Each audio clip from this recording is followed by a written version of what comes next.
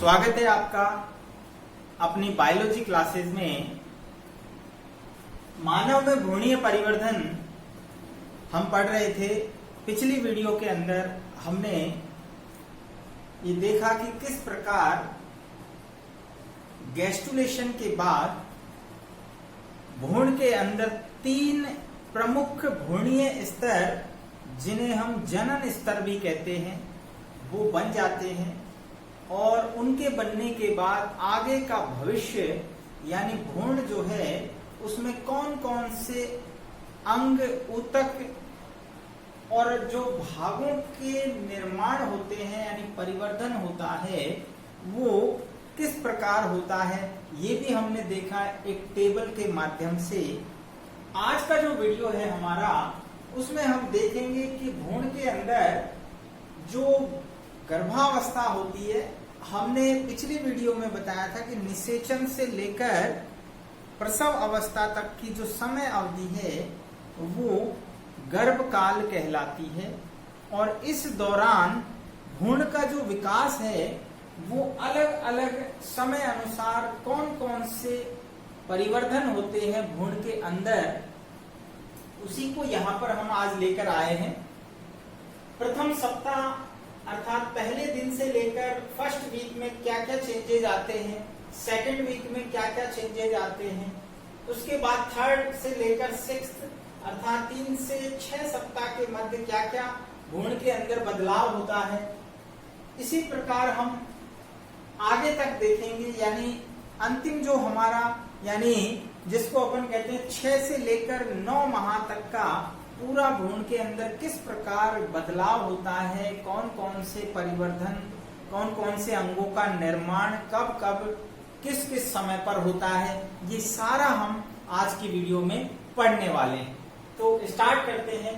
प्रथम सप्ताह में क्या क्या चेंज होता है तो हम देखते हैं, हमने कहा था जैसे ही यानी जो निषेचन की क्रिया है वो हम देखते हैं कि मानव में मैथुन के बाद जो स्पर्म्स हैं वो लगभग 24 से 30 घंटे के अंदर, लगभग 24 से 30 घंटे के अंदर निषेचन की क्रिया करते हैं। और निषेचन होने के बाद यानी मेल और फीमेल गैमेट का जब फ्यूजन हो जाता है उसके बाद लगभग 48 घंटे यानी 48 आवर के बाद जो विदलन है वो प्रारंभ हो जाता है। और उसमें फर्स्ट यानी 2 सेल स्टेज बनती है। जायगोट के बाद पहला जब विभाजन होगा तो 2 सेल वाली जो है अवस्था बनती है। उसके बाद तीसरे दिन मोरुला का निर्माण हो जाता है। मोरुला हमने कहा मोरुलेशन के द्वारा एक गोल गेंद के समान रचना बनती है तीसरे दिन। चौथे दिन कोरक कुटी, जिसको हम ब्लास्टोसिस्ट कहते हैं, उसका निर्माण होने लगता है और ये यूट्रस में प्रवेश करती है। अंडवाहिनियों से कहाँ आ जाती है? यूट्रस में आ जाती है। और यूट्रस में आने के बाद लगभग 7वें से 8वें दिन रोपण हो जाता है। क्या हो जाता है? रोपण हो जाता है, इम्प्लांटेशन, जो कि बहुत ही इंपॉर्टेंट जो है प्रक्रिया है।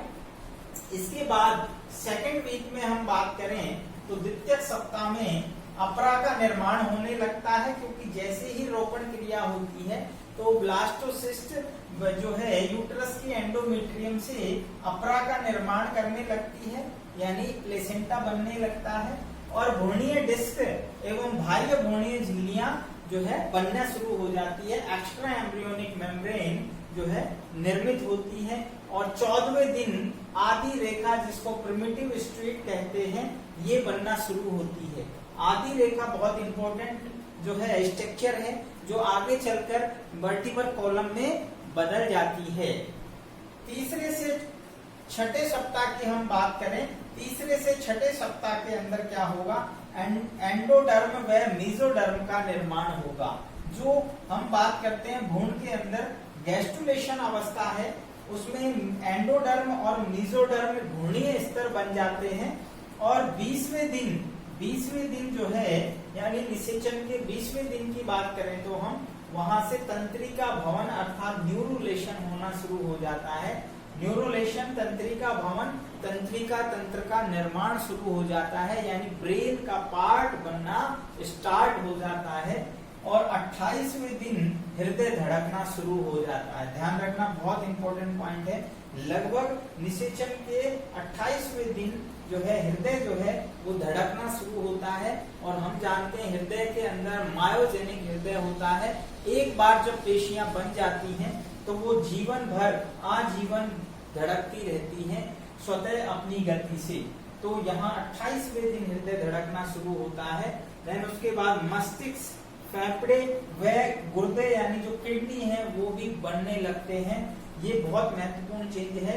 मस्तिष्क बनना शुरू हुआ, अभी हमने बताया, फेफड़े और जो किडनी है वो भी बनने लगते हैं। इसके बाद आगे चलते हैं, भ्रूण के अंदर क्या बदलाव आता है। हम चलते हैं 6 से 8वें सप्ताह के बीच। 6 से 8वें सप्ताह पर जब हम पहुंचते हैं तो यहाँ आप देख रहे हैं बाह्य कर्ण जो होते हैं, मानव में जो बाह्य कर्ण होते हैं वो बनना प्रारंभ होते हैं। यकृत से आरबीसी का निर्माण होने लगता है, अर्थात ब्लड के अंदर जो आरबीसी है उसका फॉर्मेशन होने लगता है।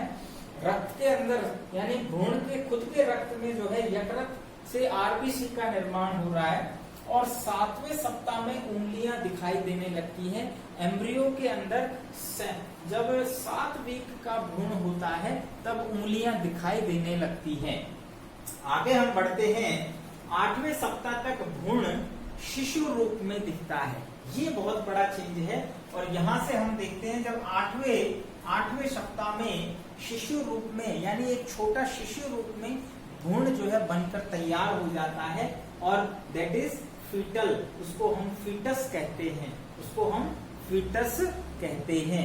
जब भ्रूण 8वें सप्ताह का हो जाता है तो वो शिशु रूप में एक छोटे शिशु के रूप में दिखने लगता है और इसको हम फीटस कहते हैं। यानी आप देखेंगे इस प्रकार से ये जो है यहाँ पर सिर और इस प्रकार ये यहाँ पर उंगलियां दिखती हैं, ठीक है, पैरों की उंगलियां, और ये प्लेसेंटा से जुड़ा रहता है। तो ये एक प्रकार से क्या है, दैट इज एक छोटा शिशु रूप जो हमें दिखाई देता है वो फीटस कहलाता है। राइट, आगे बढ़ते हैं, भ्रूण करवट लेने लगता है। भ्रूण के अंदर क्या होता है, वो गति करता है और वो करवट लेने लगता है, ठीक है। इसके बाद आगे चलते हैं हम 9 से 12 सप्ताह में, यानी जैसे जैसे आप देखिए तेजी से ग्रोथ भी होगी भ्रूण की, तो 9 से 12 सप्ताह तक, यानी हम 84 दिन तक की बात करें, 84 डेज की, तो क्या होगा, हाथ पैर की गतियां प्रारंभ होती हैं।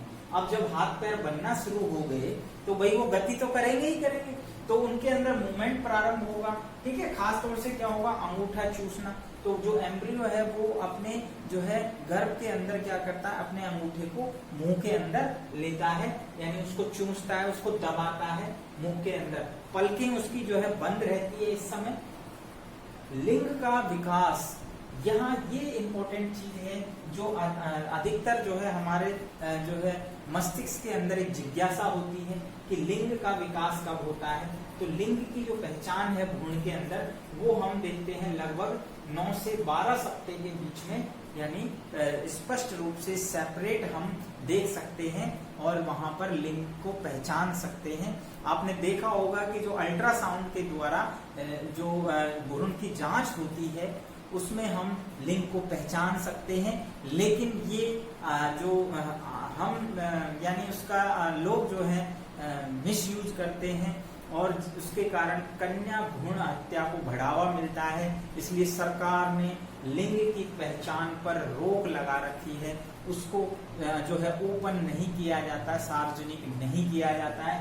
केवल हम भ्रूण की जांच करते हैं, लिंग की पहचान ओपन नहीं की जाती है, बताया नहीं जाता है। ये बहुत महत्वपूर्ण है, यानी कन्या भ्रूण हत्या को रोकने में बड़ा ही कारगर सिद्ध हुआ है और इस पर जो है सरकार ने बहुत सारे प्रावधान रखे हैं, दंड का प्रावधान रखा है।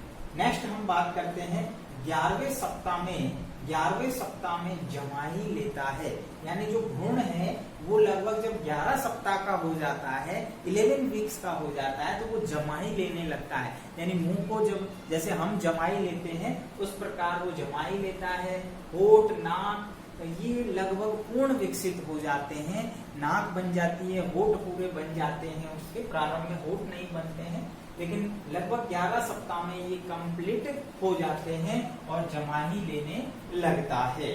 आगे जैसे जैसे विकास हो रहा है, तो नेक्स्ट हम पढ़ते हैं तीसरे से 4 मंथ के अंदर, यानी 3 से 4 माह के अंदर क्या क्या परिवर्तन होता है। अब सप्ताह से हम महीने के अंदर आ गए हैं, तो यहाँ आप देखिए स्वाद कलिकाएं विकसित होती हैं, यानी टेस्ट बर्ड जो है वो विकसित होने लगती है जीभ के अंदर, तो भ्रूण को टेस्ट भी जो है महसूस होगा। आंत्र के अंदर, उसकी जो आंत्र है उसमें वो ग्लूकोज का पाचन कर सकता है, यानी उसमें ग्लूकोज को पचाने की क्षमता डेवलप हो जाती है, और लेकिन अभी वो मुख से भोजन नहीं ले रहा है। नेक्स्ट है दांतों का विकास प्रारंभ, यहाँ पर टीथ जो है बनना प्रारंभ हो जाते हैं, जो दांतों का जो डेवलपमेंट है वो प्रारंभ हो जाता है। और माँ को शिशु हलचल, बहुत महत्वपूर्ण ये जो है पॉइंट है, ये पूछा जाता है कि माँ को शिशु की हलचल कब महसूस होती है, यानी जब गर्भ में शिशु होता है तो माँ को बाहर से जब वो हलचल करता है तो ये महसूस हो जाता है, और इस महसूस करने की जो प्रक्रिया है उसको क्लिकिंग कहते हैं, क्लिकिंग कहते हैं। तो ये बहुत महत्वपूर्ण जो है पॉइंट है, माँ को जो है शिशु की हलचल महसूस होती है, इसे क्लिंग कहते हैं। नेक्स्ट आगे देखते हैं, इसके बाद हम देखते हैं कि 4 से 6 माह यानी जो अगली समय अवधि है, 4 से 6 माह तक जब भ्रूण के अंदर देखा जाता है तो वहां श्वास लेने यानी जो श्वास नलियां होती है वो डेवलप हो जाती है, श्वसन तंत्र बनना शुरू होता है, तो उसमें सांस लेने की क्षमता डेवलप हो जाती है। ध्यान रखना, यहाँ पर केवल सांस लेने की क्षमता डेवलप हुई है, लेकिन भ्रूण अभी भी जो श्वसन क्रिया है वो माँ के ब्लड से अर्थात वहां से आई हुई ऑक्सीजन को प्लेसेंटा के द्वारा ही लेता है। अभी उसके जो नासा द्वार हैं वहां वो बंद रहते हैं, केवल उनके अंदर सांस लेने की क्षमता डेवलप हो जाती है, लंग्स विकसित हो जाते हैं, और इसके बाद शिशु एक सफेद शिशु जो है एक कंप्लीट सफेद द्रव से ढक जाता है, एक व्हाइट जो है उसके चारों ओर एक कवर आ जाता है, कवरिंग आ जाती है, आप देखते हैं व्हाइट कवर होता है, और उसे हम वर्निक्स कहते हैं, उसे वर्निक्स कहते हैं। आपने देखा होगा कि जब पशुओं में या अन्य कई जो है एनिमल्स के अंदर शिशु का जन्म होता है तो उसके बाहर की ओर एक व्हाइट जो है कवर होता है, द्रव का एक कवर होता है, उसी को वर्निक्स कहते हैं। नेक्स्ट, ध्वनि के प्रति अनुक्रिया करने लगता है। यहाँ हम देखते हैं कि भ्रूण के अंदर जो कान है वो डेवलप हो गए हैं, और वो बाहर की जो ध्वनि की साउंड्स होती हैं उनके प्रति यानी अनुक्रिया दर्शाता है कि आप कैसी आवाज बाहर से उसको सुना रहे हैं। और ये देखा भी गया है, हमने पौराणिक कथाओं में भी आपने सुना होगा कि अभिमन्यु ने कहानी सुन के जो है चक्रव्यूह को तोड़ना सीखा। तो कहने का मतलब यहाँ पर क्या है कि ये ध्वनि की जो अनुक्रिया है उसको भ्रूण जो है महसूस करने लगता है। अगर आप अच्छा मतलब अपना जो है संगीत सुनेंगे तो उसको जो भ्रूण है उसको उसी हिसाब से वहां पर उसमें चेंजेज आते हैं, वो अनुक्रिया दर्शाता है। राइट, नेक्स्ट आगे की बात करते हैं, सिर के बाल विकसित हो जाते हैं, जो खोपड़ी पर बाल होते हैं वो डेवलप हो जाते हैं। प्रारंभ में भ्रूण के ऊपर सिर के ऊपर बाल नहीं होते हैं। इसके बाद जो अंतिम चरण पर चल रहे हैं डेवलपमेंट पर, एम्ब्रियो का जो अंतिम डेवलपमेंट जो चल रहा है वो हम देखते हैं 6 से, और जो जन्म तक का समय है यानी हम 6 से 9 माह मान के चल रहे हैं, क्योंकि 9 माह मानव के अंदर गर्भावधि होती है, यानी गर्भकाल जिसे हम कहते हैं। तो यहाँ 6ठे माह के बाद आप देखते हैं मस्तिष्क व शरीर का तीव्र विकास होता है, तेजी से विकास होने लगता है, क्योंकि मस्तिष्क का विकास हम जानते हैं कि भ्रूण के अंदर लगभग यानी जिसे कहते हैं विकसित प्राणियों के समान ही हो जाता है। शरीर का विकास बहुत तेज होने लगता है, ग्रोथ हो जाती है तेजी से। अश्रु ग्रंथि, आंसू की जो ग्लैंड्स होती है हमारे शरीर में, आंखों में, वो जो है डेवलप होती है, और द्राण ग्रंथि यानी सूंघने की जो क्षमता है वो भी हम कह सकते हैं यहाँ से डेवलप हो जाती है। त्वचा पर ताप नियंत्रण वसा, ताप नियंत्रण जो वसा होती है उसका आवरण जो है वो बनना शुरू हो जाता है। इसके अलावा प्लेसेंटा से अब जैसे जैसे भ्रूण का जब परिवर्तन कंप्लीट हो जाता है तो प्लेसेंटा जो होता है, अपरा आवरण जो होता है, उससे हार्मोन स्रावित होते हैं, एस्ट्रोजन। इसके अलावा पीयूष ग्रंथि जो होती है मस्तिष्क के अंदर हमारे, वो यानी माँ की मस्तिष्क के अंदर जो पीयूष ग्रंथि है वो ऑक्सीटोसिन का स्राव करती है, और ऑक्सीटोसिन जो है यहाँ पर इसको जो है एक्टिवेट करता है, और यूट्रस की जो मांसपेशियां उनको कंपनशील बनाता है, उनमें तेजी से प्रसव पीड़ा उत्पन्न करता है, लेबर पेन जो है वो होने लगता है, और जब लेबर पेन तेज होता है उसी से जो है आगे शिशु जन्म संभव होता है, सुगम होता है। तो यहाँ पर हमने देखा कि लगभग जो है सभी स्टेजेज में भ्रूण के अंदर किस प्रकार परिवर्तन होता है। तो ये भ्रूण की एम्ब्रियोनिक डेवलपमेंट की अलग अलग अवस्थाएं आपको बताई हैं, ये अपने सिलेबस में है। यहाँ से क्वेश्चंस, छोटे क्वेश्चंस आपसे पूछे जा सकते हैं कि जैसे हृदय जो है कब धड़कना शुरू हुआ, तो हमने कहा 28वीं वीक। तो इस प्रकार आप मुख्य मुख्य जो पॉइंट्स हैं उनको आप यहाँ से जरूर याद रखेंगे। तो मिलते हैं नेक्स्ट वीडियो में, धन्यवाद।